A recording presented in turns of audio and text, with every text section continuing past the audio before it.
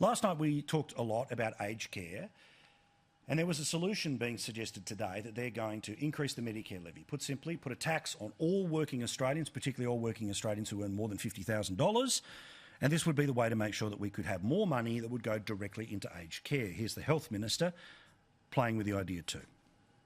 We'll consider that and we'll respond as part of the overall budget, and I think that is the appropriate place because this was 2,500 pages, 8 volumes, 148 recommendations. So when we're laying out a 5-year plan, we want to do that comprehensively in the context of the budget, so we understand all of the investments, but then, of course, the ability to pay for it.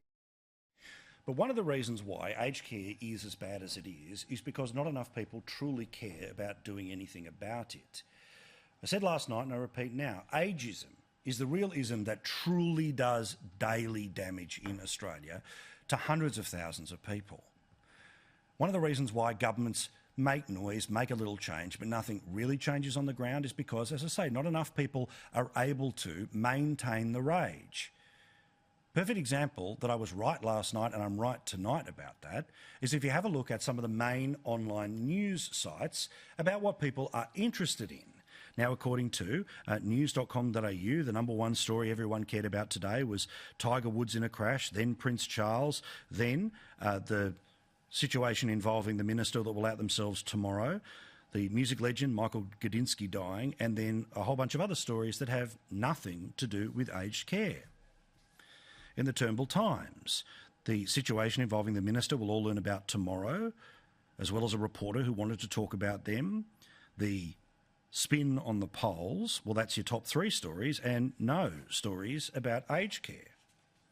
Meantime, over at the Oh So Woke Channel 9 newspapers again, well, they're still focused on the bizarre story coming out of Sydney about the missing millions and the missing foot of the now dead, disgraced businesswoman. No stories in their top 8, which is what they publish, at all about aged care. So the abuse continues. We get a sugar hit of outrage, but we can't be stuffed following up the information. If stories were written, they weren't read today. You barely saw much on television, bar maybe you're going to have to pay more as a tax. But this is why terrible things will continue to happen, because they continue to happen in silence, where we all react in one way when a report comes out, and then the next day, we couldn't care less. It's a shame. It's a perfect example of ageism, the real ism that causes so much more harm than all of the other ones they write about on all of those websites and more.